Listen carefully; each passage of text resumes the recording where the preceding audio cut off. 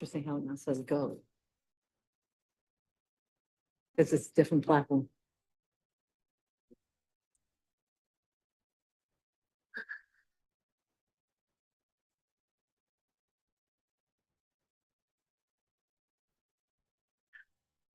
Good morning. Recorded and streaming as Matthias, you'll proceed with the public executive session. Good morning. This is the Board of Standards and Appeals Review Session for September 9th, 2024. For the record, Commissioner Sheta will be joining us remotely. The first items up are postponements.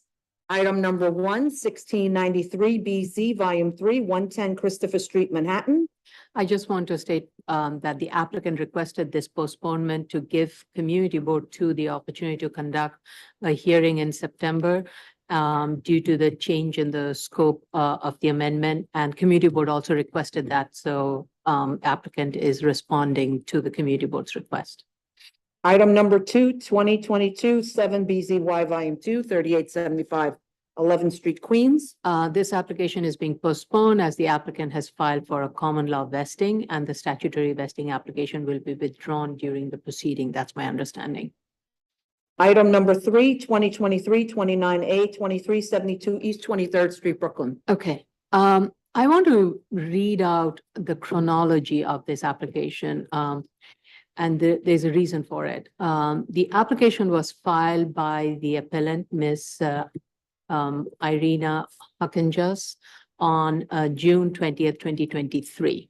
So it's been well over a year since it has still not come to the board.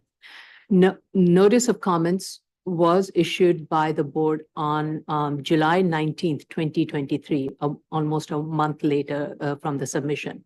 On 8/29/2023, DOB notified BSA that an audit was being conducted on the premise in dispute, and on the premises that is in dispute.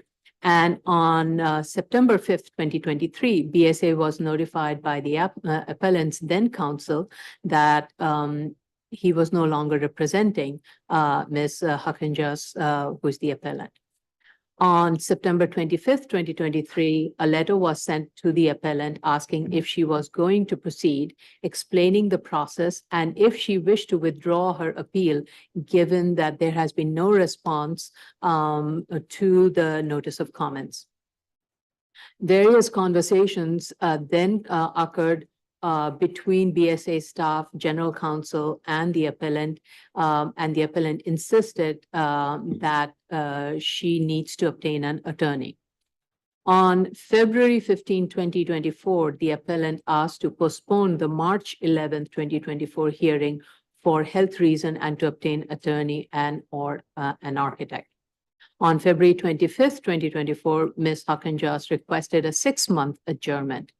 And on February 27th of 2024, DOB submitted a response to appeal. And on that very day, the board granted the appellant's request for adjournment to a new date set for, that was today, September 9, 2024, with a submission date due on submission date of August 22nd, 2024. The appellant reached out to BSA staff for more time to submit and was told that if she did not submit by August 22nd, 2024, she would face dismissal for lack of prosecution of her appeal. On June 7th, 2024, DOB submitted a letter regarding the mootness. Via email, the appellant asked BSA not to dismiss the appeal on the grounds of mootness. And on August 22nd, 2024, we received a request for adjournment from Mr. Hakenjas, newly retained counsel, now representing her, which is the Cy Paget group. Now, it has been 15 months since the appellant has filed her appeal. Substantive arguments have yet to be made, nor has there been any response submitted to the notice of comments. DOB has submitted its response, including an argument that the appeal is moot.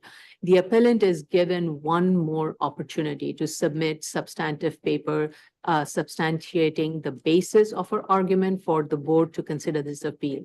If a complete and a substantive submission is not made, this board should consider dismissing this application for lack of prosecution. And I would say any further postponement requested by the appellant shall not be granted.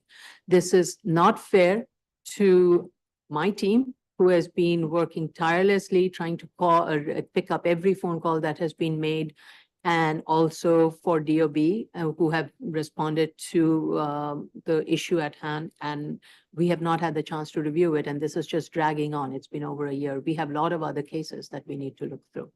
So I just want this to be on record and for the appellant and the appellant's new legal team to be aware of this. This is a one last chance that they have to. Do you have a deadline for them? that you have- We will respect the timeline they need to submit. And if by that timeline, and I think we talked about sometime October or November, October, November. something like October, November, if by that time, if the applicant is pushing it in 2024, doesn't make sense. Mhm. It has to be by this year, October, November, December. We have a couple of hearing dates. We have actually 4 or 5 hearing dates. So between those time, there should be enough time for the appellant and her team to get all the information together. Yes, please. Deferrals, 50880BZ, 6220 14th Avenue, Brooklyn. Item number 5, 2022-95BZ, 1249 Sutter Avenue, Brooklyn. In this one, the applicant requested an additional month to complete the improvements that are underway, and the applicant has already submitted photos of the work that is happening. So we should consider. Decision items, item number 6, 72456BZ, 4242 Francis Lewis Boulevard, Queens. Applicant has submitted photos of installed bollards and has filed an application to DOT to remove the southern curb cut. Along with that, a revised plan set has been provided. I truly want to thank the applicant and the property owner for responding to board's comments. I know it was not easy, but it is what needs to be done to ensure safety and ensure that the work is contained within the subject site. So did everybody look through the documents and is that good? So I want to make a motion to approve this extension of term for 10 years with the following conditions: that the operator shall monitor that no vehicles are parked on the sidewalk and such vehicles are removed promptly at the owner's expense, owner of the vehicle, that is. No repair work shall be permitted outdoors. All repair work shall be done in the repair bays only. The curb cut shall be restored per DOT approved plans and DOT standards. So with that, I make a motion. Is that okay? Everybody okay with this? Okay, so I make a motion to. The thing is from today or from the expiration? This is, hold on, when did the term? 2022? It would be from, I would, given the amount of work that they have put in, I will consider from today, if that's okay with everybody, from today. Is that okay with everybody? Yes. Okay. Motion to approve, Chair Shanda, Aye. Vice Chair Shabeta, Commissioner Otley Brown, Aye. Commissioner Sheta, Aye. Commissioner Yu. Aye. Application been granted. Item number 7, 62468BZ, Volume 4, 1880715 Northern Boulevard, Queens. Okay, applicant has revised the plans to include the street tree planting along 189th and Utopia Parkway, and a note has been added regarding the planter boxes, that these planter boxes will be maintained until the street trees are planted. So I make a motion to approve, if everybody is okay with those improvements and the revised plan. Also, they responded to the question that I believe Commissioner Yoon had regarding signage analysis, and additional photos of the rear condition has been provided. Okay.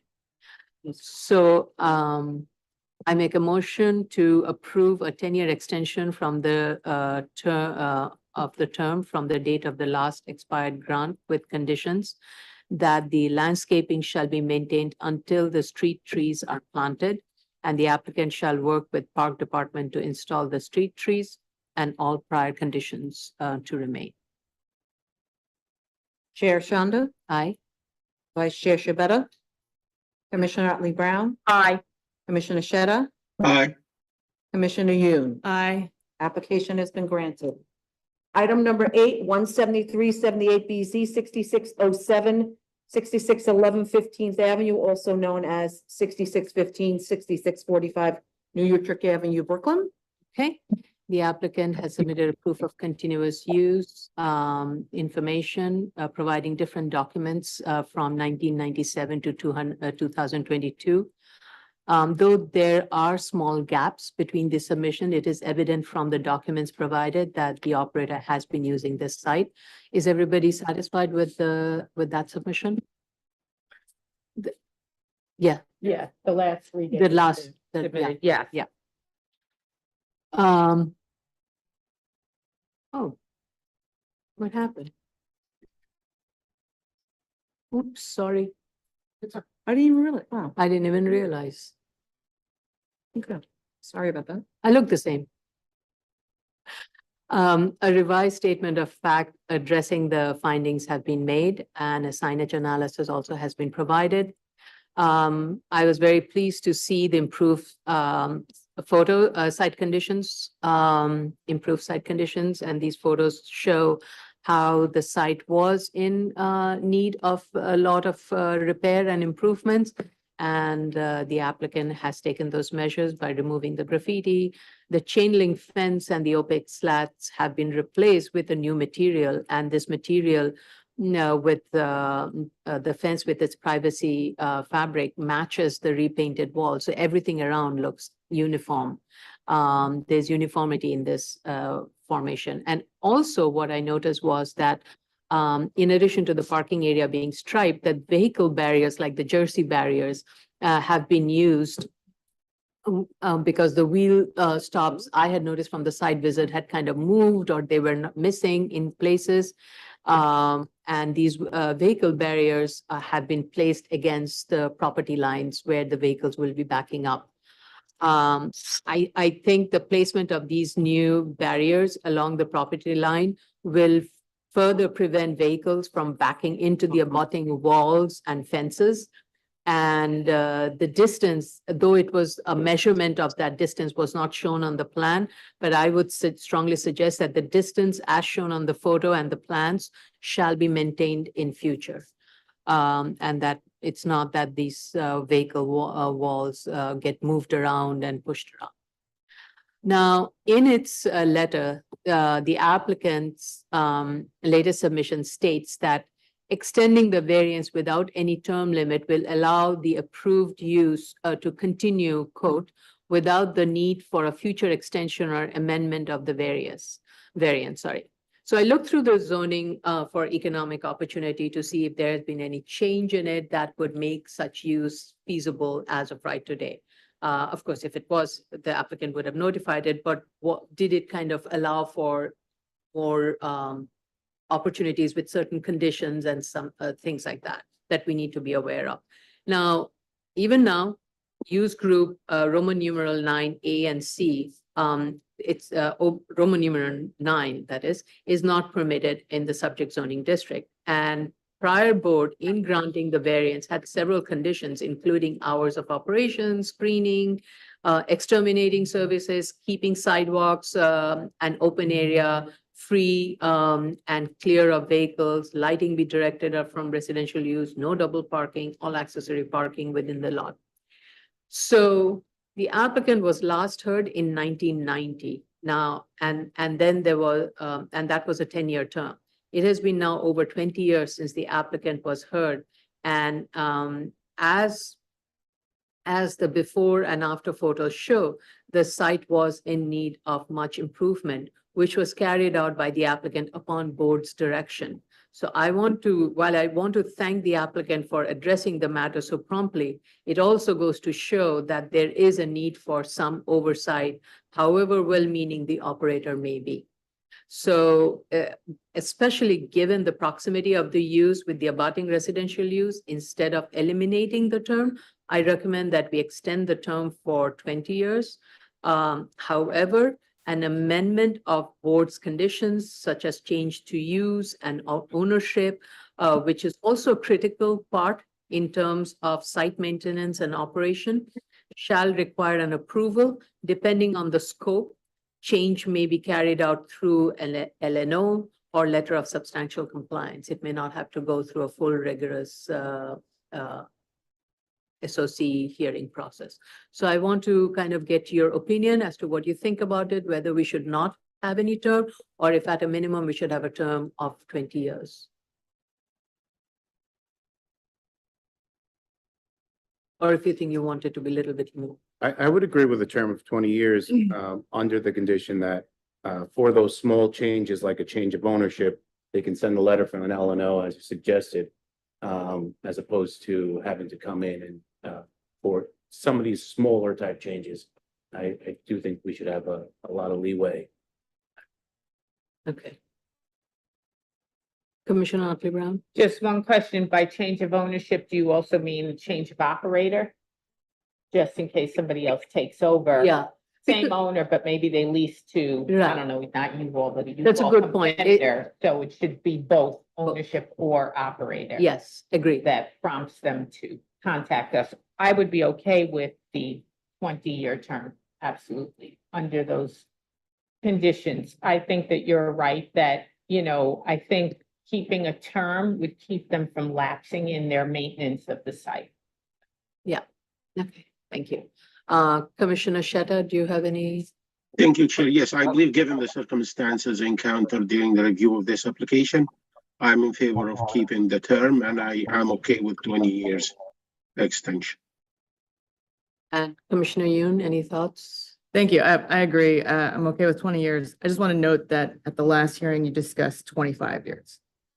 That's what I put in my notes. Yeah, I'm okay with 2025, whatever. I think majority, I want to make sure there's a consensus on that. Okay. As If long as you, there's no if reason. if you, if you reduce. think 25 works, that's fine with me. It's just, I just, my comfort zone is 20 years because it took them 20 years to get here and there was quite a bit of work that needed to be done. So Then 20 years is also fine by me. I just wanted to bring it up as a. Yeah. just fair with- point. Thank you. Appreciate it. Is everybody okay with 20 years from the date of the grant? Okay.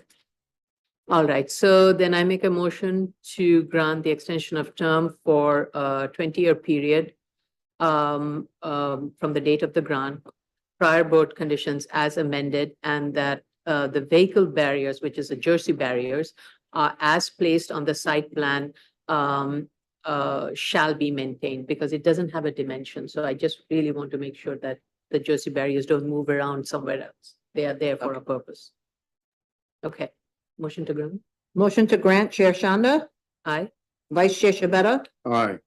Commissioner Otley Brown, Aye. Commissioner Shetta, Aye. Commissioner Yoon. Aye. Application is granted. I have to recall 62468 BZ, 1880715 Northern Boulevard. Apparently, staff could not, council could not hear, Vice Chair's vote. Oops. So his microphone's off. Okay, So 62468 BZ, 188-0715 Northern Boulevard, Queens. The motion to approve. Chair Shanda, aye. Vice Chair Shabeta, Aye. Commissioner Otley Brown, Aye. Commissioner Shetta, Aye. Commissioner Yoon. Aye. And again, the application was granted. Item number 93882 BZ, 2470 East 16th Street, Brooklyn. Okay, we received revised plans and existing tree pit has been added to the plan. Prior board had granted a 20-year term and prior grant expired in May of 2023. Would the board be willing to consider another 20-year extension of term from 2023 or from the date of the grant? That is my question. The application was filed prior to the expiration of the term. So everything was done correctly. So I am actually okay with the idea of giving a 20-year term from the date of the grant. I am as well. I am too. I'm fine with it. Okay? Commissioner Yoon? Me too. All right. So motion to approve a 20-year term from the date of the grant. Chair Shanda, Aye. Vice Chair Shabeta, Aye. Commissioner Otley Brown, Aye. Commissioner Sheta, Aye.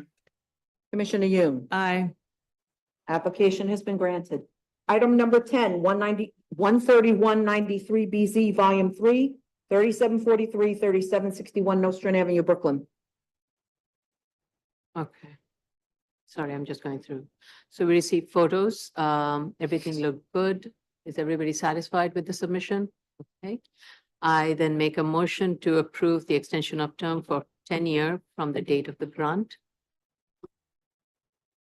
Motion to approve. Chair Shanda, Aye. Vice Chair Shabeta, Aye. Commissioner Otley Brown, Aye. Commissioner Sheta. Commissioner. You're Shah- muted. Aye. Thank I'm you, sorry. sir. That's okay. Commissioner Yoon, Aye. application has been granted. Item number 11, 2017-266 BZ, Volume 2, 2303 Avenue K, Brooklyn. Okay, no submission was required. I make a motion to approve this extension of time. Chair Shanda, Aye. Vice Chair Shabeta, Aye. Commissioner Otley Brown, Aye. Commissioner Sheta, Aye. Commissioner Yoon. Aye. Application has been granted. Item number 12, 2024-15A, 280 East Houston Street, Manhattan. Okay. Upon review of all the documents that has been submitted thus far by the appellant, DOB, and the property owner, I reaffirm my position that DOB correctly applied the shallow interior lot condition of zoning resolution section 23-52, and the permit issued is valid. I just want to go through some of the details because some of these submissions were submitted very late after our hearing, and I think it is important for us to have it on the record, and I would strongly suggest the commissioners also weigh in on the specific part. So with regards to owned separately and individually versus adjoining tracts of land. On December 15, 1961 till August 1962, the subject lot, new lot 58, which forms a zoning lot with former lot 63 and the abutting lot 65 were commonly held briefly by a single owner, in this case, the city. However, the lots were owned, quote unquote, owned separately and individually as clearly supported by the Hovenden BSA resolution from all other adjoining tracts of land. That is, other lots on the subject block on December 15, 1961, as indicated on the marked up plan, Exhibit H submitted by the appellant. Hovenden case is distinct from Garrettson, where Hovenden was narrowly focused on quote unquote owned separately and individually part of the term from abutting tracts of land, and Garrettson was quote unquote was on adjoining tracts of land where the abutting tract of land post 61 had one owner. So there is a distinction between the two. And the way the DOB applied it was correct. With regards to the application of 23-52, the wording of zoning resolution 23-52 was amended in 2016, and the subsection B1, as stated earlier, since the former lot 63 and lot 65 were owned separately and individually from other lots on the subject block, though they were commonly held by one entity on December 15, 1961, and after August 1962, more than one entity, okay? Regarding subsection B2, where the depth of the rear yard is less than 90 feet, quote unquote, at any point, the depth of the zoning lot or quote unquote portion thereof may be reduced by a specified amount.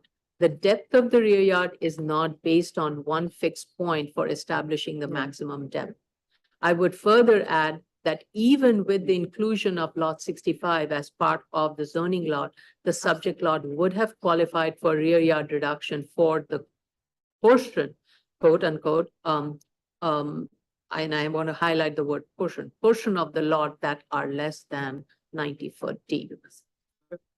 So as we had discussed earlier regarding the measuring of the rear yard line, the application of 23-52 is consistent with board's practice, and so is the rear yard line measurement technique applied by the applicant and approved by DOB. It is consistent with the definition of rear yard line. Now, I do want to bring up this item, Directive 14 of 1967. 14-1967.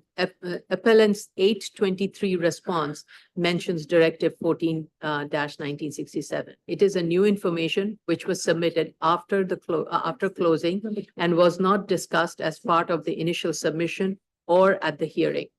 Board should not consider this information, though this directive, which was issued in 1967 and rescinded in 2022. The point of the to be noted is that in the Hovenden decision from September 2013, BSA was not, and I would quote a statement from BSA's resolution on this Hovenden decision, stated, board was not persuaded that the text has a plain meaning of practical, effective, or even common ownership. So because there was an issue about the common ownership equals to separately and individually held. So with regards to the term owned separately and individually, and the BSA decision was not challenged by DOB. So as to why it took so long for DOB to officially resend it, it is irrelevant in this case. So I stand to agree with DOB's decision. So I want to, hear from you all commissioners. Vice Chair Shibata. Thank you, Chair. I agree with the statements that you've made, and I stand by the statements I made on the review session of July 15th. I did not find the appellant's arguments convincing whatsoever, and specifically the arguments of geometry or the rear yard line. They're just not the common practice that the DOB has been doing for the last 40 some odd years. So I have nothing further to add to that. Thank you. Commissioner Otley Brown. I am also in agreement as to the position that you've taken on this case, and I don't have any additional information. I didn't find the latest submission by the appellant to be particularly compelling to me. Okay, thank you. Commissioner Shetta. Thank you, Chair. I didn't have a chance to attend actually this case review session and hearing last hearing. However, I did listen to the hearing during the broadcast. I had a technical difficulty back then. I did also review the case, and I do agree with you, Chair, that the appellant misinterpreted and misapplied the zoning resolution. And I do agree with DOB that the way they proceeded with that case with the setback, the rear yard setback is appropriate. And I do agree with you and the Vice Chair and Commissioner Brown. And I have no further comments to add. Thank you. Thank you. Commissioner Yoon. Thank you. I'm also in agreement with the rest of the board. I believe DOB correctly applied the shallow interior lot and rear yard reduction provision. I have nothing further. Thank you. Okay, so motion to revoke, I guess, because the applicant motion to grant. approve. It's motion to grant. And that's Sorry, motion to grant the appellant's request to revoke the DOB permit. That's Yes. why I used the word. Motion to grant the appeal. That's That's all a you simple have way to say it. I Yeah. always jump to the thing. No. motion You're to very grant- precise about things. That's Chair Shanda, No, Vice Chair Shibata, no. Commissioner Otley Brown, No, Commissioner Shetta, No, Commissioner Yoon. No. Appeal is denied. thank you all for your thorough review and consideration. Decision item number 13, 2429A, 292 Avenue C, Manhattan. Okay, no submission was required. I want, actually, it was very interesting this morning as I was heading out, I overheard on the radio that the East River Park, the ballpark, and the improvements are all in place. So our timing of this decision is very appropriate. And I want to thank the BSA team that has been working behind the scene with the applicant tirelessly in getting this through, and especially commissioners also for reviewing this so thoroughly. This was a very good application. It's really is a good sample that we should be using for such cases. So I do want to make a recommendation that we approve this with the following conditions. And the conditions are that the structure shall be designed to prevent water from accumulating around the facility and to enter and exit the building without damage by incorporating sufficient flood vents to equalize hydrostatic force. The foundation shall be designed to prevent the structure from flotation, collapse, lateral movement, and any other mode of failure resulting from wind and or flood loads.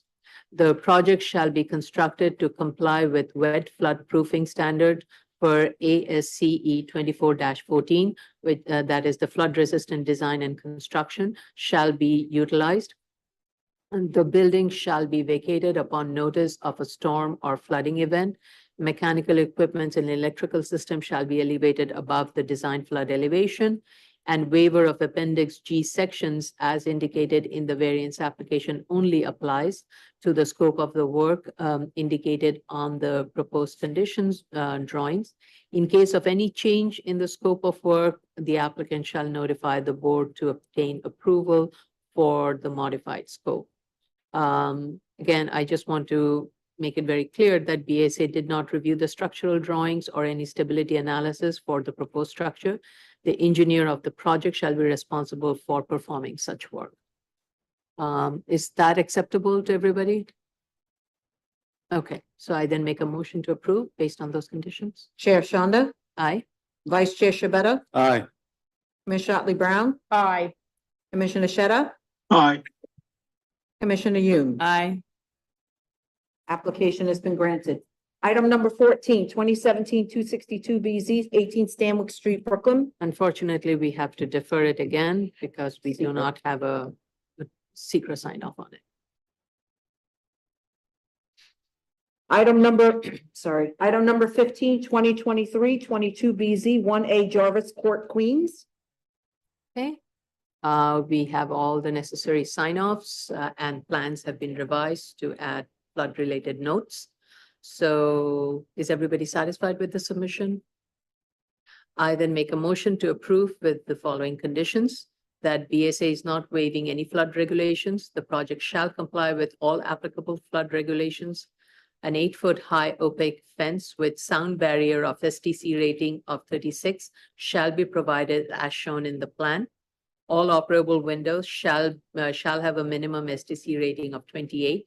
Northern and eastern facing windows shall be inoperable and opaque, and all site lighting shall be directed down and away from adjacent residential use. Is everybody okay with those conditions as proposed?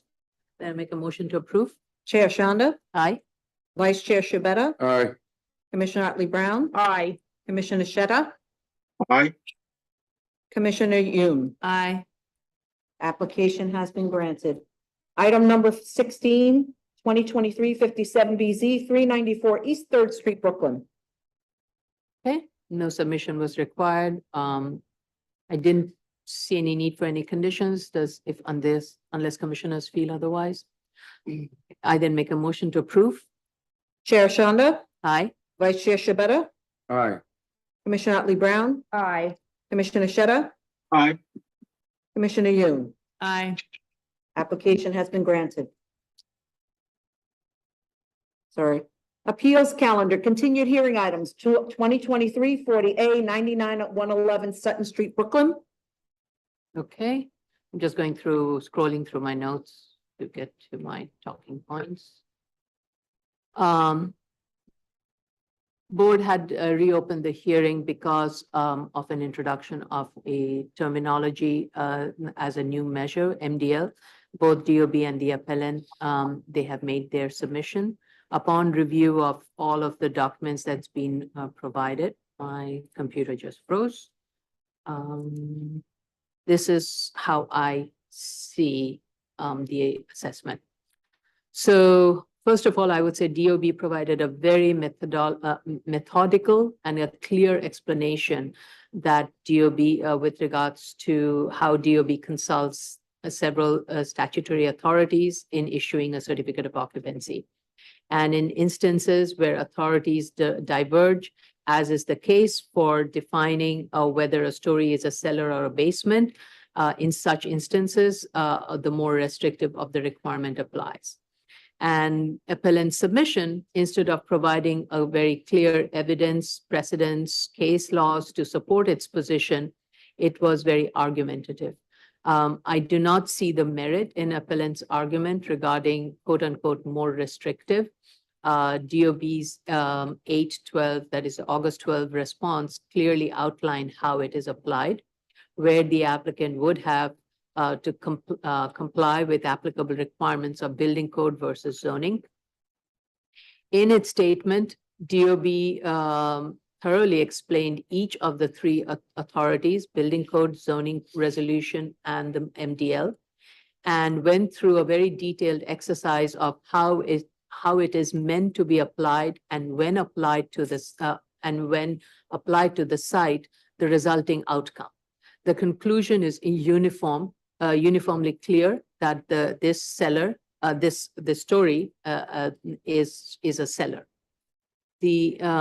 Whereas the appellant's response, appellee. Thank you. Whereas the appellee's response letter refers to Mr. Scarano's affidavit from March and May affidavits, and that the absence of clear, in that Mr. Scarano states that absence of a clear guidance on his experience, he based it on his experience of DOB and DOB precedents and practice that were considered in directing him to consider the lowest floor as a basement as defined in the zoning resolution. In Mr. Scarano's March 13th affidavit, he stated that he used the base plane per zoning resolution 1210 to determine the lowest floor as basement.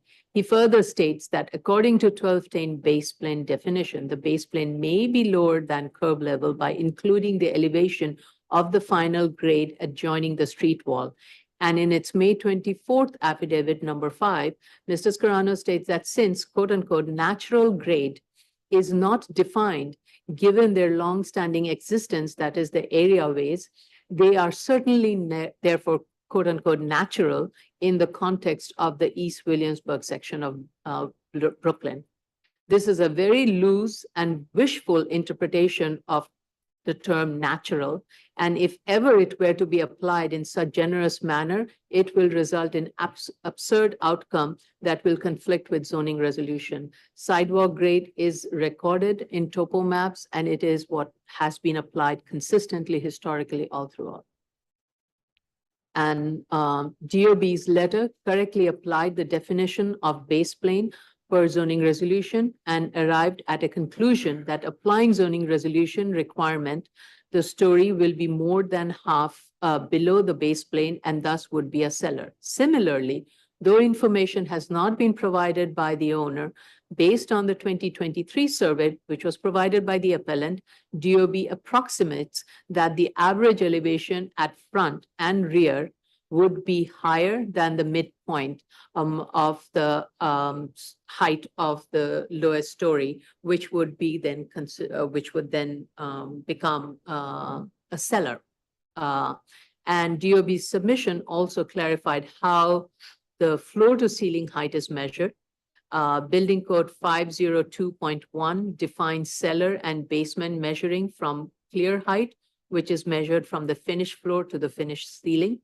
And building code 1208.2 states that all measurements for heights of habitable rooms shall be taken from the finished floor to the finished underside of the ceiling or ceiling beams.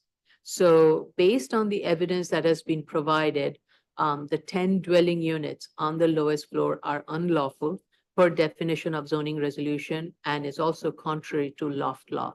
So I was not convinced by any of the submission, but I do want to thank DOB for providing a very clear evidence of how it monitors the differences in the regulations. Vice Chair Shibata. Thank you. I was convinced by appellant's argument. I do agree that the lowest floor of the premises is a cellar under both the zoning resolution and the 1938 building code. I do also believe that the 10 dwelling units on the lowest floor are unlawful regardless of whether it's a basement or a cellar. And I have nothing further to add to this, And you said it's unlawful regardless of whether it would be considered a basement or a cellar from a loft law point from a of view. lawful. Okay. Okay, thank you. Commissioner Otley Brown? I found the DOB submission to be very thorough.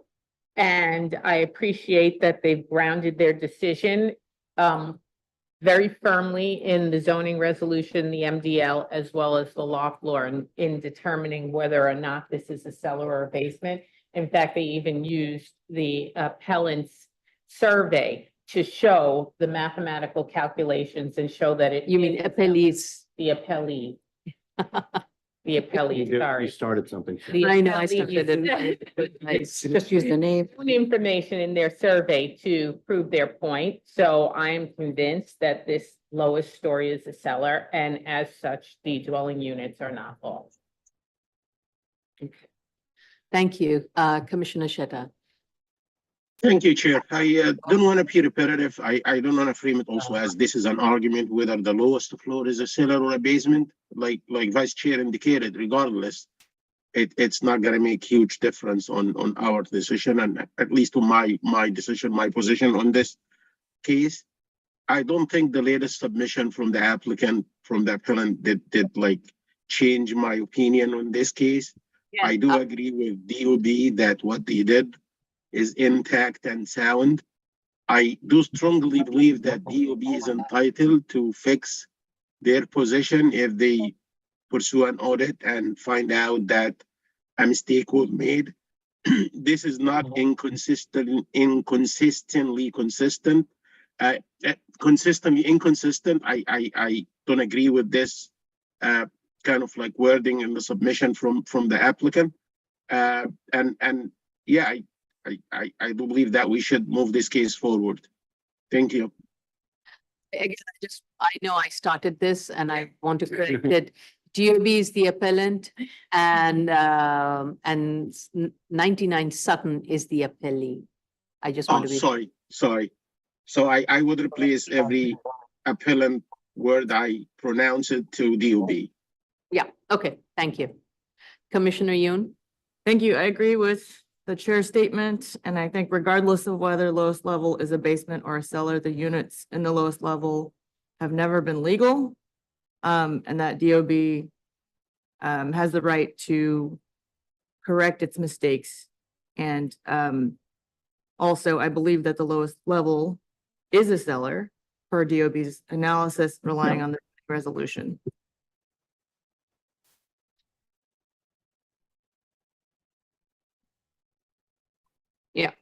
Thank you. Chair? Yes, Yeah, I have something to add. Yes, I wanted to add, like Commissioner Yoon indicated, I did look at the survey and I did run the numbers all around the building, and I still believe that the lowest floor is cellar.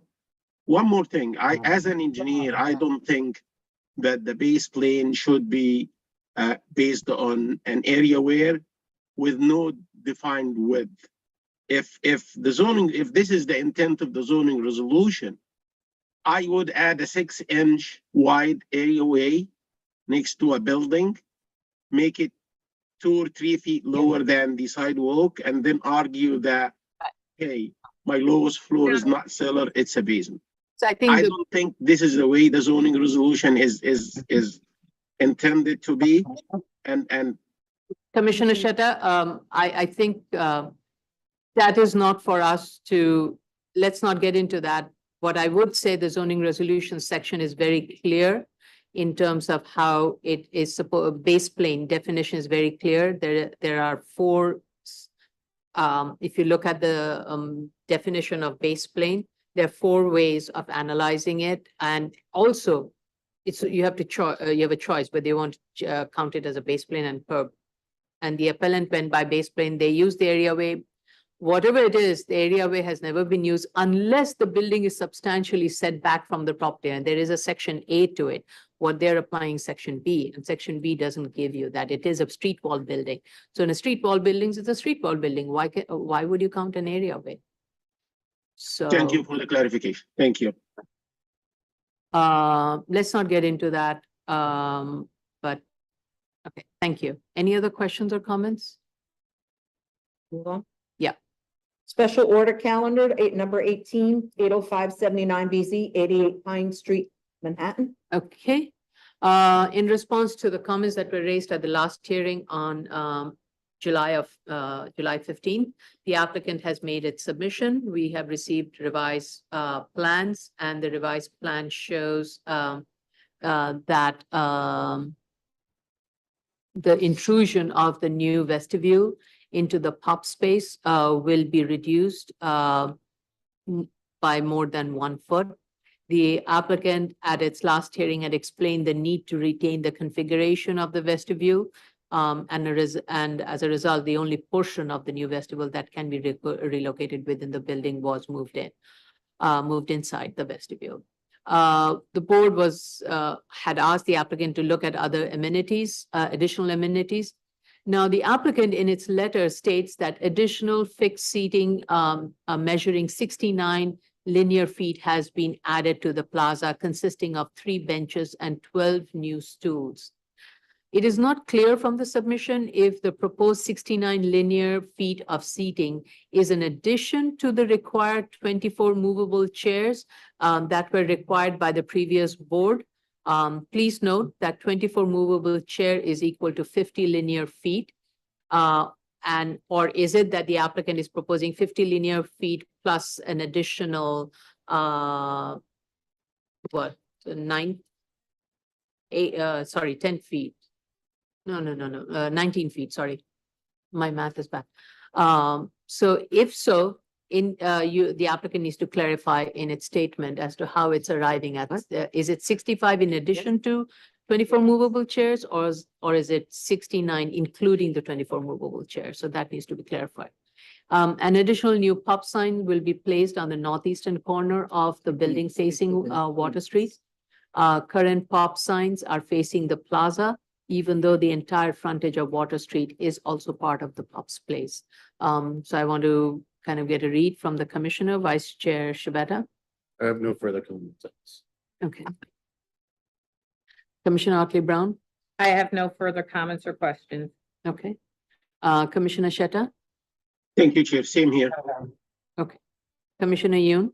Thank you. I appreciate the second look at trying to reduce the overall intrusion into the plaza and in exchange providing an amenity to the community. I'm curious about the answer to your question, Chair, but I have nothing further to add. Okay, thank you. No, you're ready. All right, thank you.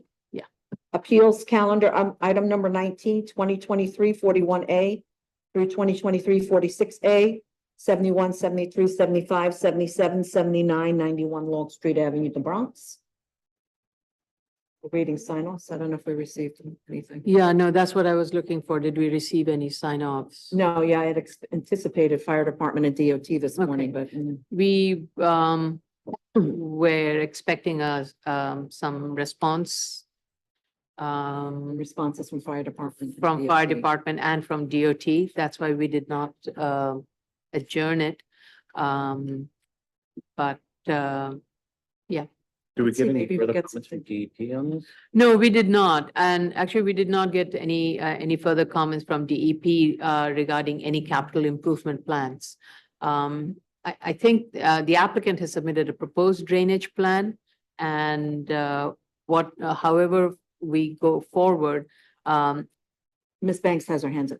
Yes, E-Banks, aren't you? yes, go ahead. Hi, can you hear me? Yes. Yeah. I just wanted to note, we did find that there were no capital plans, but we did not get a sign off. Yeah. From you. DEP. Yes, right. So, I think since this is going to be, the applicant is proposing new, drainage plan and, whatever the decision board takes, those need to be reviewed by DEP, post-approval and approved by DEP and constructed by DEP standard and methodology, by the applicant. Sure, there was an email from Todd Dell with regard to DEP and some of the requests they were making. Hopefully, we can help assist to get this resolved. I think we can condition it because Okay. what this is not something I want to I understand. because I think what applicant is proposing is proposing a new drainage plan. Mhm. And that has to be reviewed and approved by DEP. Now, that can happen post our approval. And if that results in a change in the layout and configuration, the applicant is taking the risk of having to come back and amending the plan. But if, all goes well and there is no change in it, then they have to comply with all the DEP and DOT, I'm sure would also require that's- construction to go according to that. That's the best way.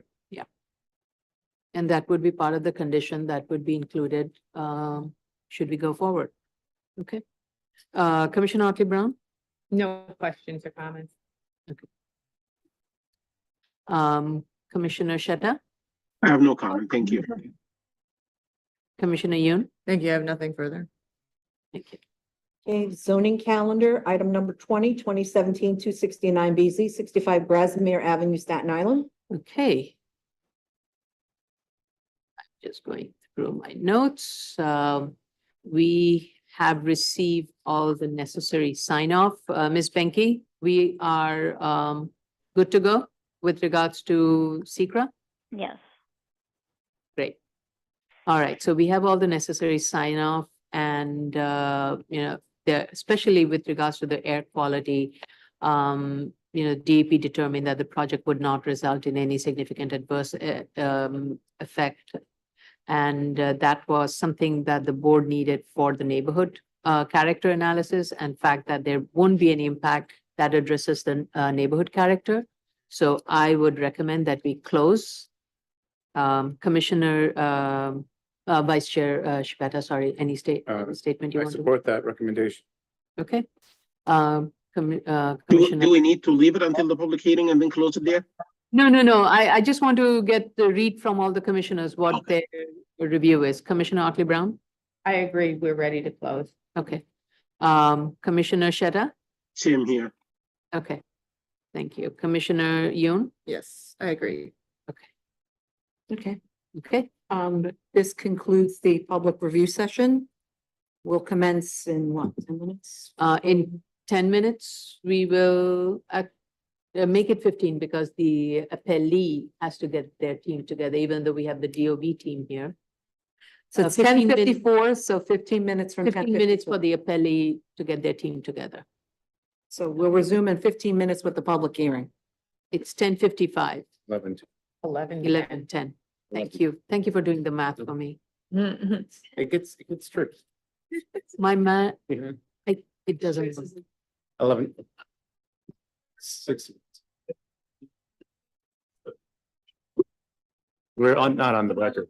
We're not on the record. We cannot speak to you.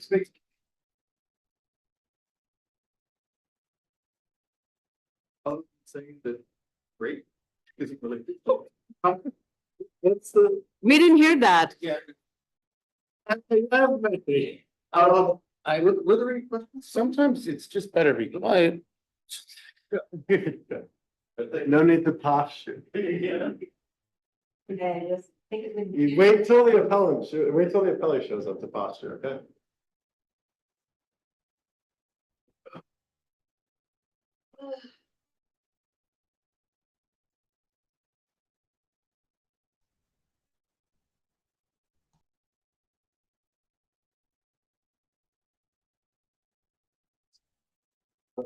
Yeah. So. It's still hot. You need to finish it. Tony, Tony, Yes, sir. uh, uh, we can still hear what's going on.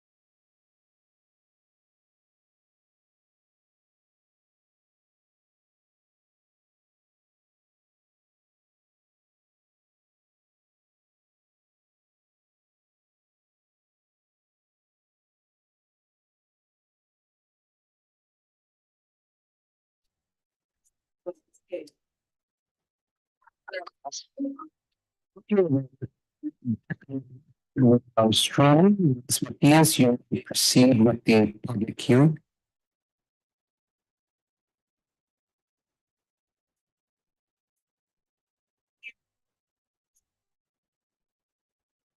We'll begin the appeals calendar. The hearing, 2023-48. Microphone. Microphone is off.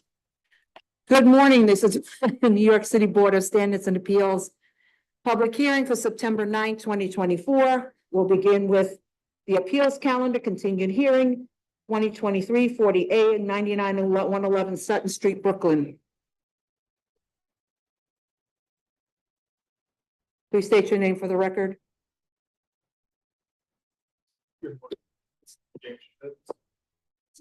Oh, I don't think the mic is working. press the button. Yeah. James Schmitz. Oh, yeah. I am Assistant General Counsel for the New York City Department of Buildings. Okay, I just see, I see, Mr. Lobel. His hand is up. I've just, allowed him to become a not host. panelist. Is there anyone else, Mr. Lobel, from your team? No, I think one of my colleagues might be logged in. Who? Alexis is Helen also, Alexia Landsman is also part of this? Helen And- Coe is also part of your team? No. Not No. Yes, I've let her in. yeah. and Anyone Jane Schmidt, else? And then there's no one else, right? No, I don't see Felicia or And- anyone, yeah. I know that Ms. Miller, I've been logged in earlier. I don't know if she is now. Oh, maybe she's under Jane Schmidt? Oh, okay.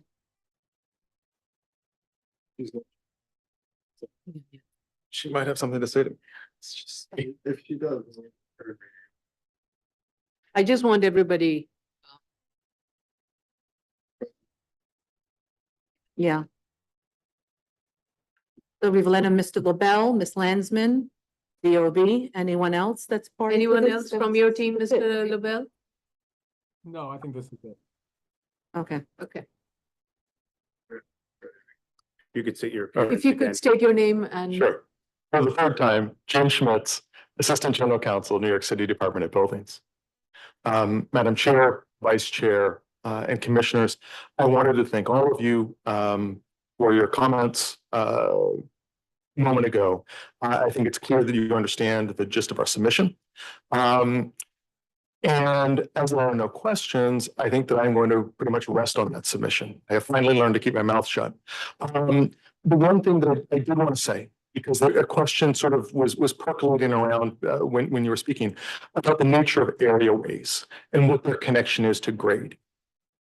So in the 2014 building code, section 3201.8 refers to areaways, defines them as a space that is definitionally below grade. That very similar definition is used in the 1968 building code as 27-232. So I guess, however this might be used in practice or whatever Mr. Squano might believe had been done in the past, at least the codes say that it's not grade and should not count as grade. With that clarification, I have nothing further, and I thank the board once again for their very attentive reading of our submissions. Thank you for that clarification. Mr. Lobel, I'm assuming Mr. Lobel, you would want to. state your name for the record. Sure, Richard Lobel of Sheldon Lobel PC. Chair, Commissioners, we listened to the board's comments at executive session. We still maintain that not only does the DOB misread the administrative code here, but has inconsistently interpreted provisions of the administrative code and other relevant sections of the zoning resolution and MDL consistently to date. We note that DOB's actions here and the board's potential vote in favor of the appellant would essentially require that residents of units which have legally existed for 12 years will be cast out of their homes.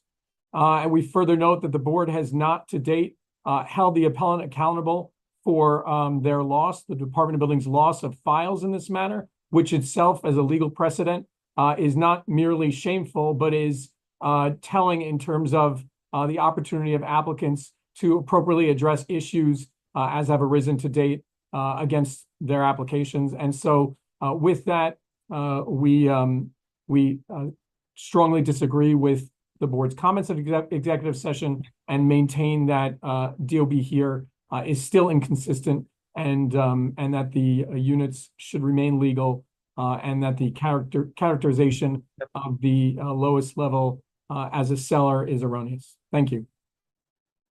Thank you. Commissioners, do you have any questions? Just want to state that the board doesn't have the jurisdiction or the power to admonish or penalize or thereby enforce against the sister agency for their loss of files. Yeah, to clarify, Chair, it's that the DOB has not been held accountable or even the board has not even mandated to DOB that they conduct a more thorough search. That was our point. Okay. Thank you. Thank you. To the board, if I could just very briefly respond. Mr. LaBelle commented about how terribly unfair it is. It certainly is unfortunate and extremely inconvenient for the current tenants of that lowest floor to be told that they would need to leave. He referred to the residents of that lowest floor that those apartments legally existed for 12 years. The entire point of all of submissions is that that is not true. They did not legally exist. They could not, under the zoning resolution 15-021F, right? At that time, I think it's 021D now.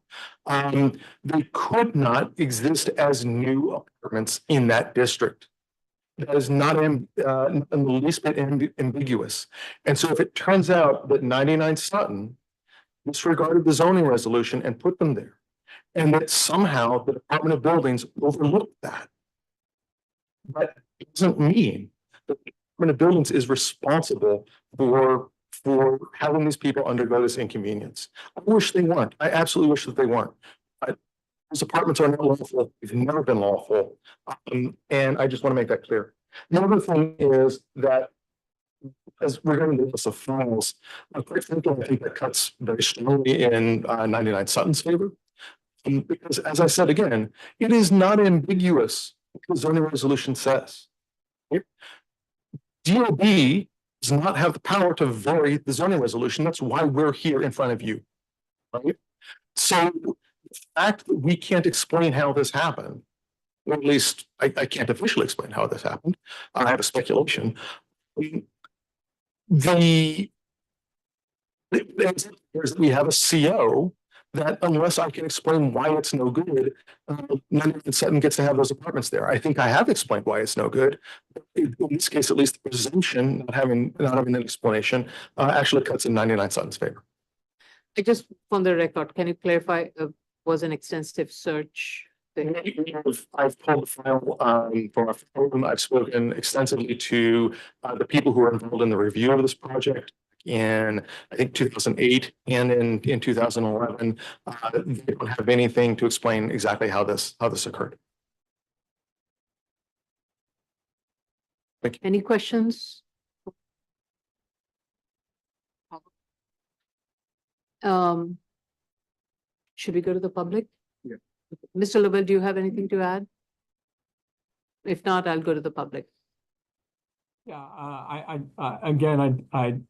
strongly disagree with DOB's characterization of this application, and I don't know how DOB on one hand issues a certificate of occupancy, which is probably the best evidence of a legal condition of a building which exists undisturbed for 12 years, and claiming that those units were not and have not been for 12 years legal. So that's we would stand on that. Thank you. Thank you. I would again just want to state that DOB has the right to correct its error and enforce the applicable regulation. And in this case, the loft law also was in violation of, so there are two entities that are in this case that affects this these 10 units. It is unfortunate, but the owner correctly or incorrectly went through the process and got lucky for the time being, but DOB has the right to correct its wrong, and which is what DOB is doing in this case.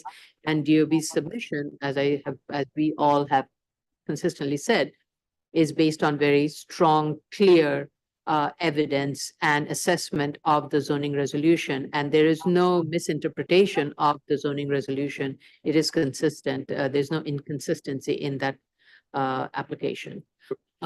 Further, at the time, the applicant should have known or should have known that these 10 dwelling units would be illegal. And I didn't see anything in the owner's statements that show any other suggestion. Let's go to the public. Thank you. The case that we're currently discussing is 2023-40A, 99-111 Sutton Street, Brooklyn. Should you have any comments, please dial 669-254-5252. At the prompt, you will enter the webinar ID number 160-630-9926 and press the pound sign. At the next prompt after that, you will press the pound sign only. Once you're permitted in, you will press *9 to raise your hand, *6 to unmute if you are on the telephone. And if you're in the Zoom room already and wish to participate, please raise your Zoom hand, which is the little hand at the bottom of your computer screen. Once anyone is recognized in any format, you will have 3 minutes in which to discuss.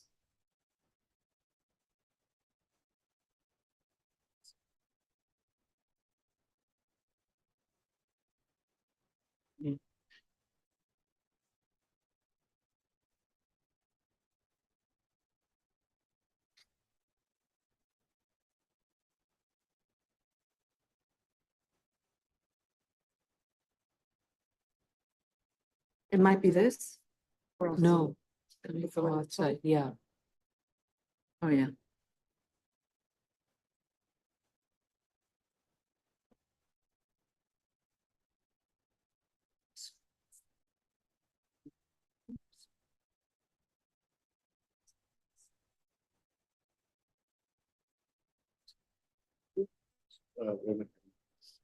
Where's that? Somebody has their, okay. Lucas Kostecki. If you'd like to testify about 99 Sutton, you have 3 minutes. Carlo also has his hand up. Please state your name for the record and proceed. Hi, this is not Lucas Kostecki. This is Robert Scarano. I had an issue with getting on today and Lucas helped me with that. Can you hear me? Yes, sir. Okay, I just want to make one statement for the record here about this application. This project, despite the board's references to it being lucky, was reviewed intensively at multiple occasions under audit by current Department of Buildings officials, including Neil Adler, who is still a current employee of the department and was found to be incompliant with the underlying DOB zoning and other code sections. That is why a certificate of occupancy was issued for the project. There was no other representations that were made because it is clear that this solution was accepted, approved, permitted, inspected by city inspectors for its legality, and signed off by the Department of Buildings with a certificate of occupancy. We also presented other cases that the Loft Board have approved with duplex apartments and apartments that are in the cellar and or basement level of buildings that are under the loft board jurisdictions, which no one has brought up or addressed during this hearing. At this point, we feel that we have not been treated properly or fairly during this hearing, and I want to make that clear for the record. Thank you. I have to say, we, all five commissioners review everything that has been submitted, and I do not recall seeing any document that has been provided with regards to other laws, other cases where DOB opined in one way or the other. We only saw plans related to 99 Sutton, and that's what we reviewed. So I apologize if those submissions were made, but it was never in our file, and never did the board review those documents. So please be very careful of what is stated and what was submitted. Refer through all the documents that were submitted before you make such statements. And for the record, in response to the board's treatment of this application, it had its initial hearing on December 11th, 2023, and a continued hearing on April 15th, 2024, in which the board closed. Submissions were made by both DOB and the appellee that caused the board to reopen the record and have another continued hearing on June 10th, 2024, and another continued hearing today on September 9th, 2024. The board's position is that both parties have had a full and fair and adequate opportunity to make their records. Thank you. Thank you for that clarification. And anything? Does DOB want to respond? Nope. Okay. We received no calls. No other calls, no, No nothing. other calls? I'm renounced. Okay. All right. Do we need to?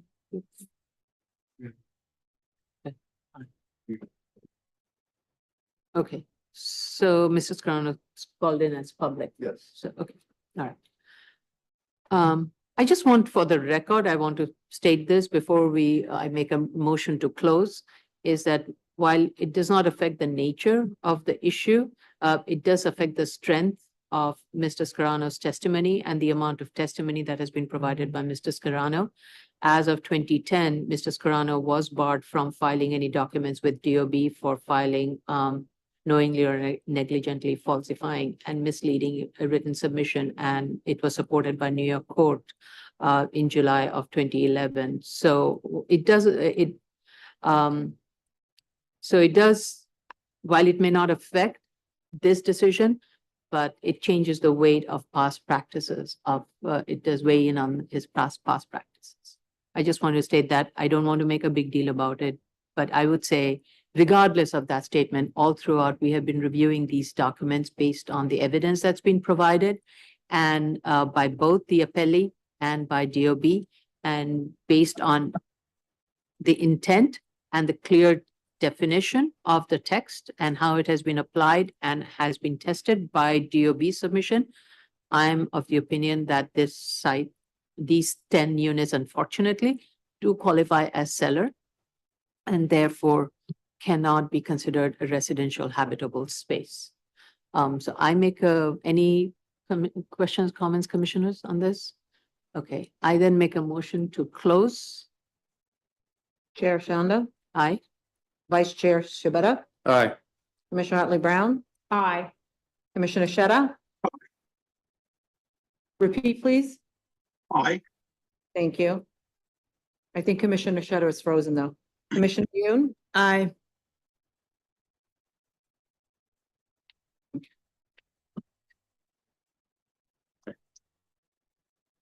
okay. Move on. Yes, thank you. Okay, Commissioner Sheta is frozen though. So, he did give his vote, but he is frozen. Special order calendar number 18-805-79 BZ, 88 Pine Street, Manhattan. But he did say, yeah, aye. We did hear him? Yes, I did hear him. All right. I asked him to repeat it. So that would be, I see Frederick Becker. Fred Becker. Yes, anyone else from your team, Mr. Becker?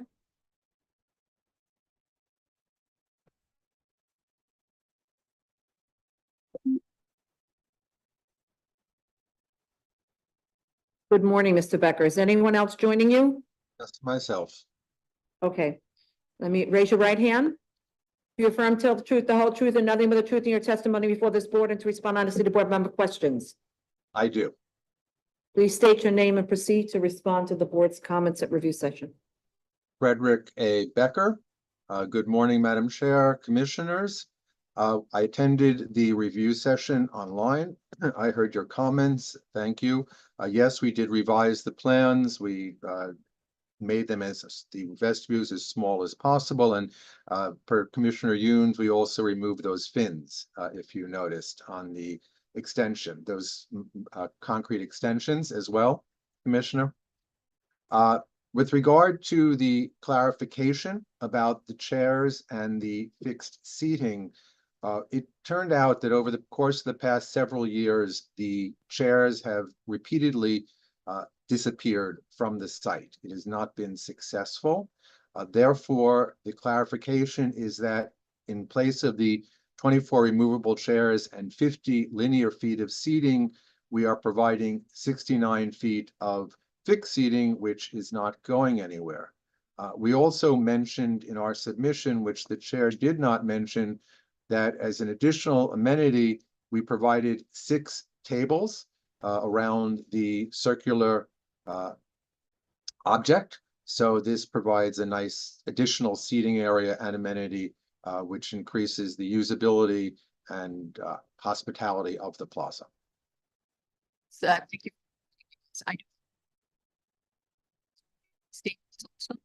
I'm sorry, you just broke up completely on that, Madam Chair.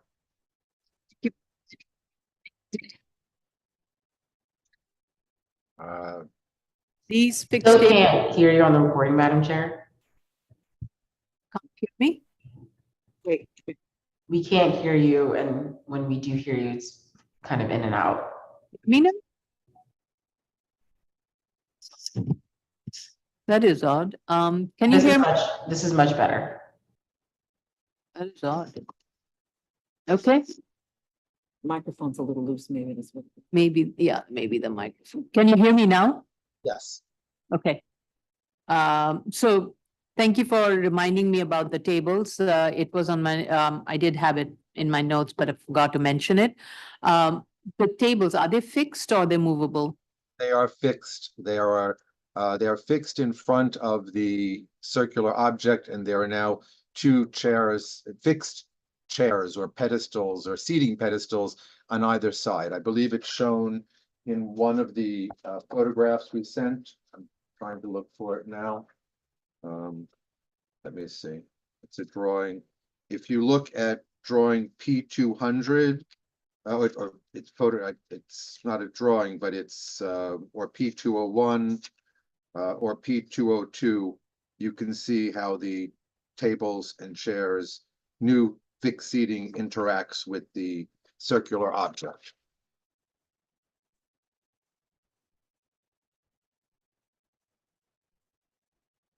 Oh, Ms. Yoon is very fast. Okay, They yes, provided renderings of the proposed condition. yeah. Yes. Yes, So they- that's exactly what I suspected was happening with those movable chairs, and that's why they were never on the plans, on the from the Google Street Views. And so fixed seating is a better alternative. I think also in the POPs chart, there is a requirement in the POPs chart where you have to show what are the various amenities. So those need to be revised also to reflect the revised count of the amenities that's being provided. Do you want that on one of the plans, therefore, or just on the signs?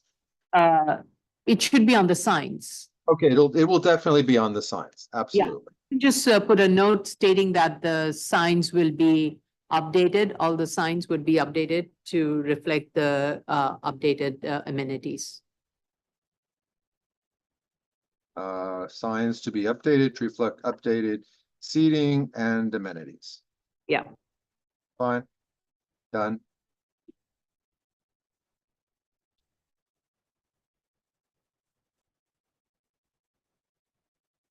Any questions or comments, commissioners? Commissioner Yoon? No, nothing further. All right. All right, let's go to the public. And thank you, Mr. Becker, for getting your team to hear our concerns. You're welcome, Madam Chair and Commissioners. Okay, the case that we're currently discussing is 805-79 BZ, 88 Pine Street, Manhattan. Should you wish to discuss, dial 646-669-254-5252. At the prompt, you will enter the webinar ID number 160-630-9926 and press the pound sign. At the prompt after that, you will press the pound sign only. Once you're permitted in, you will press *9 to raise your hand, *6 to unmute if you're on the phone. And if you're in the Zoom room already and wish to participate, please raise your Zoom hand, which is the little hand at the bottom of your computer screen. Once you are recognized, you will have 3 minutes in which to discuss.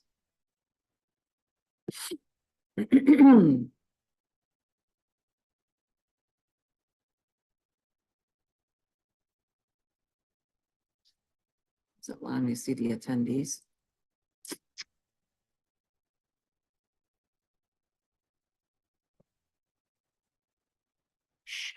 I don't see anybody's hand raised to. Okay, because my screen is not allowing me to. Can only do panelists. That's what we said.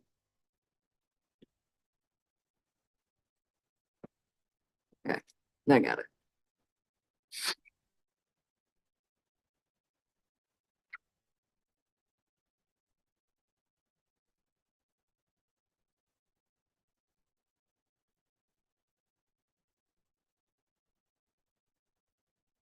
Mr. Becker, how long will it take for you to make that correction to the plan?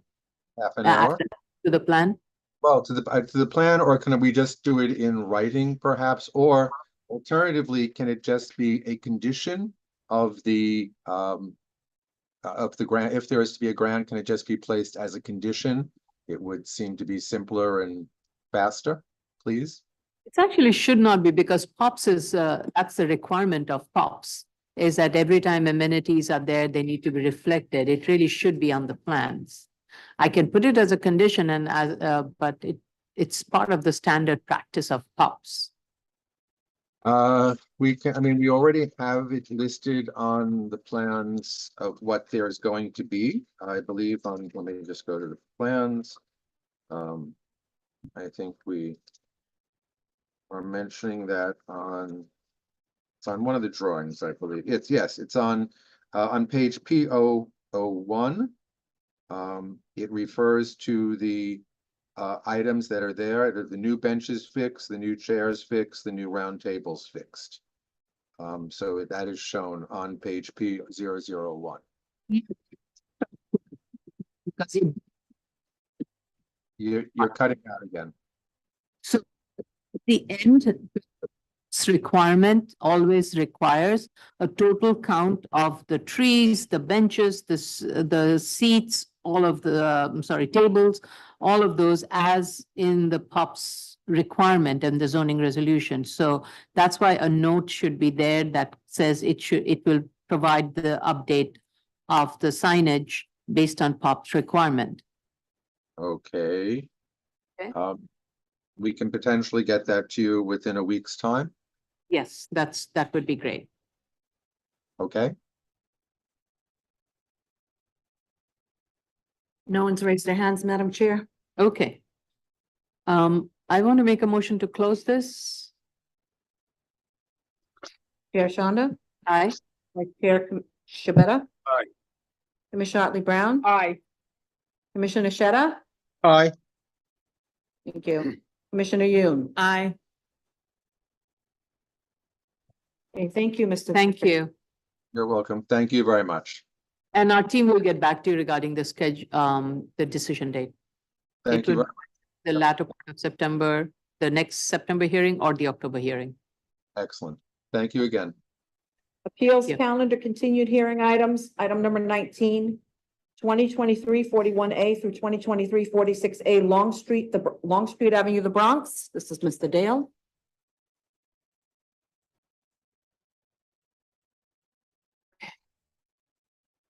Mr. Dale. Yes, I've let him in as a panelist. Yes. Anybody else from your team, Mr. Dale? Hi, good morning, Tom Dale for the applicant. Hi, anybody else from your team? Just me today. Okay, all right. Please state your name for the record. Todd Dale for the applicant. I did listen to review session. If the board is agreeable, I can just give a brief update as to our understanding of agency status, and then the board can do what they will with that information. But based on our information, we'll start with the fire department. At the prior hearing, the fire department had requested the possibility of opening streets that were on the block adjacent to this site. And we discovered afterwards that, we wouldn't be able to do that because we don't have title to that section. Off the record, I had provided some information to Inspector Daly. Now, he had to leave for training, so his schedule was a bit delayed reviewing that, but I don't know if he's available and wants to speak to that. But the short answer is unfortunately, we wouldn't be able to extend opening Longstreet Avenue for the additional block because we don't have title to that. But we did note for the record that we were proposing a paved opening of a minimum of 30 feet, and that all the buildings would be sprinklered, hopefully providing some additional assurances to the fire department. But at this point, we haven't received any feedback yet. And I don't know if there's any comment or additional concerns to be raised, but we can address them accordingly. With respect to DOT, the sole issue should be whether this site is in the capital plan. Per available online resources, it's not in the capital plan, and then the board can determine if they need an official letter or they want to base this on online information about capital plan status. And then with respect to DEP, we believe the revised plans we had provided showed the dimensions that were requested. However, Chair, as you noted, we're proposing, I don't know if it's actually a modification of the drainage plan to the actual site, but we're proposing an extension of the sewer to the south where there's some existing utility facilities. That is still ongoing. It's our understanding that this wouldn't affect the plan design where the building footprint would be, because the extensions actually would be to the south, would be to the east of this site. So it would be just next to utilities. But the shorter answer is that DEP requested some dimension information. We provided that. We don't know what the status of that review is. But we'd be agreeable to any conditional, DEP, any DEP related condition the board might want to set forth, especially since there is ongoing discussion with DEP about the proposed sewer extension for these proposed buildings. But that's my summary of where we believe the agency status is with respect to the Longstreet applications. Any questions or comments? Let's go to the public. The case that we're currently discussing is 2023-41A through 2023-46A, Longstreet Avenue. Should you wish to discuss, dial 669-254-5252. At the prompt, you'll enter the webinar ID number 160-630-9926. Press the pound sign. At the prompt after that, you will press the pound sign only. Once you're permitted in, you will press *9 to raise your hand, *6 to unmute since you're on the phone. And if you're in the Zoom room already and wish to participate, please raise your Zoom hand, which is the little hand on the bottom of your computer screen. Once you are recognized, you will have 3 minutes in which to discuss.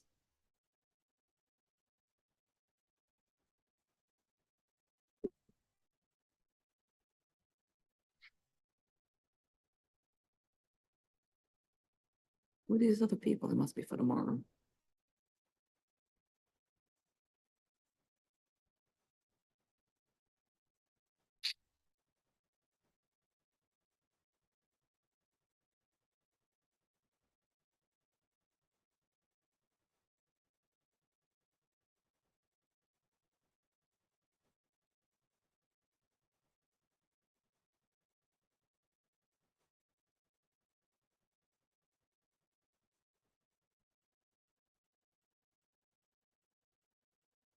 Is Chief Daly, Yeah, he's there. he's there? Yeah. Okay, his hand is up. Okay, there. I was looking for him here. Okay, Chief Daly, do you have any update? I would just got off the phone with my counsel. And while the fire department would love to see that portion of Long Street paved for easier access through the new development into existing homes, at this time, we have no further comment. So I didn't fully understand. So are you then signing, are you going to provide a sign off approving this? I Well, didn't, the position of our council here is that, no, we do still want that, we want Long Street to be paved. Well, you understand the developer, it's a city-owned street and that the developer does not want to pave it. At this time, as advised by my counsel here, we'd like to keep our letter of objection on the file and the board can make their decision. okay. I just want for the record be very clear, in the past, it has always been the applicant's responsibility to pave the portion of the road that belongs to their property and upgrade it and improve it to the standard that DOT would require. This is kind of new, that is the applicant has been asked to take someone else's property and repave that and rebuild it. Am I wrong? No. So this is something new. And, I really wish this was discussed with us early on. This is a big change. And we have never, ever asked an applicant to take on a city property and improve on it. Unless city gives them the authority, and which city is not and has not. And we fully understand the board's predicament, and that, I will have to revise our city planning unit in the Bureau of Operations that they should reach out to DOT and ask them to pave that road when the development, if approved and has been completed, pave that road for the specific purposes of reducing our response time to that new development in the existing homes in that area. Thank you. I do have one question. Yeah. Regardless of the piece of land that is not in not in applicant's possession, the portion of the land that the applicant is proposing to widen to 33 foot, would that be sufficient for the fire truck to use to access the existing homes and the proposed homes? Yes, it does. Okay. Yes. Plus the sprinkling in the building. Okay. And the sprinklering would also address it. The sprinklering and smoke detectors. Thank you.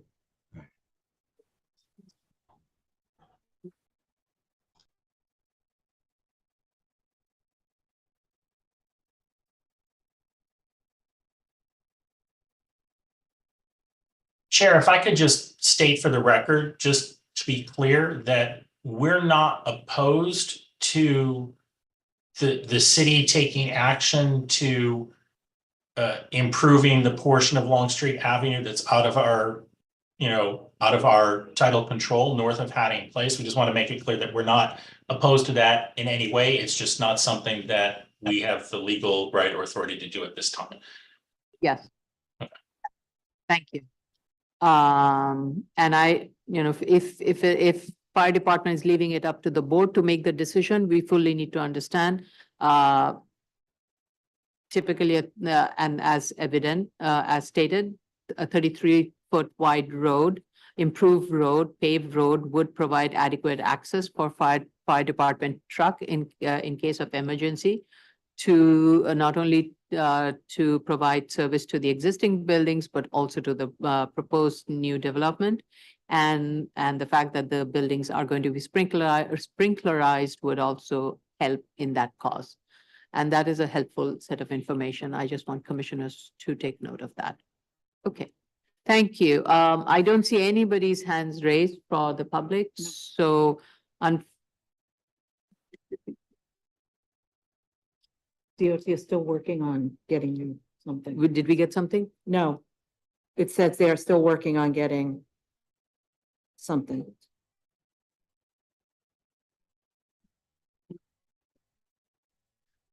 Okay, so I have to keep it open just for DOT because all we need is whether they have any capital plan.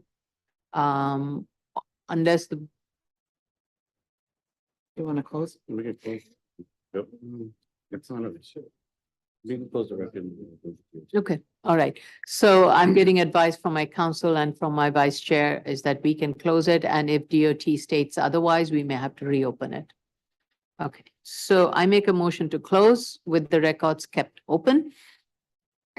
Sister agencies. Yeah, for sister agency submission and any corrections that would need to be made accordingly by the applicant. Chair Shanda, Aye. Vice Chair Shabeta, Aye. Commissioner Otley Brown, Aye. Commissioner Sheta, Aye. Commissioner Yoon. Aye. Thank you. Thank you. Okay. Thank you. Zoning calendar, continued hearing items. Item number 2017-269 BZ 65 Grasmere Avenue, Staten Island. Okay, this is Mr. Dale. Mr. Dale needs to be sworn in this case. Yes.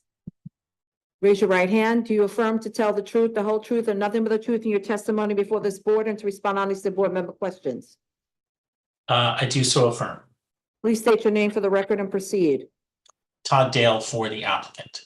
I did attend review session and I'm pleased that we did receive the sign off, submitted the additional materials, and I would just like to thank Tracy and the board in their efforts to get this resolved.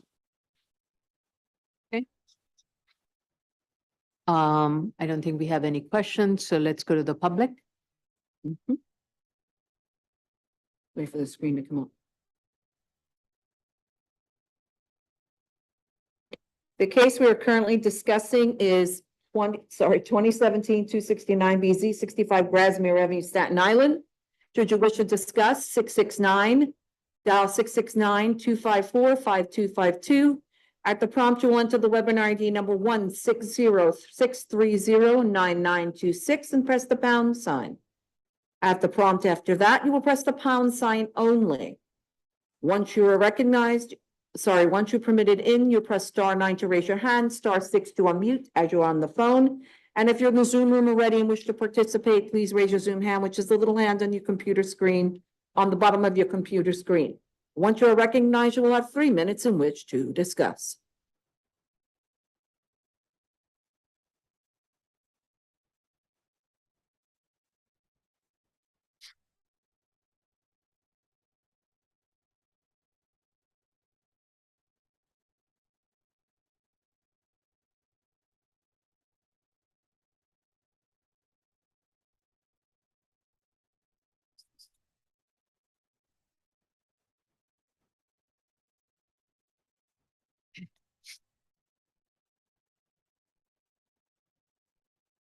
I don't see anybody's No. hands being raised. No.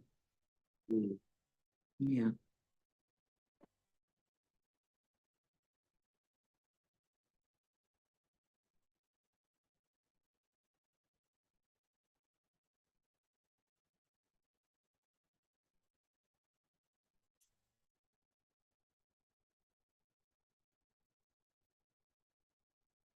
I just have a question for Ms. Prenga and Ms. Benke. Any notes need to be added to the plans based on CQ? No. Okay. Okay, Make a motion to close. so no submission is required. So I make a motion to close. Chair Shanda, Aye. Vice Chair Shabeta, Aye. Commissioner Otley Brown, Aye. Commissioner Sheta, Aye. Commissioner Yoon. Aye. Thank And we will schedule this for October decision. Okay. Thank you. Anyone who's, Thank you. thank you, Mr. Dale. I apologize. Sorry to step on you. To anyone who's left in the hearing, the attendees, if you did not hear your case called, there is a calendar tomorrow that commences at 10 o'clock. Your case will probably be on that. Thank you. This concludes the public hearing for September 9th, 2024. Thank you all. Thank you. Thank you.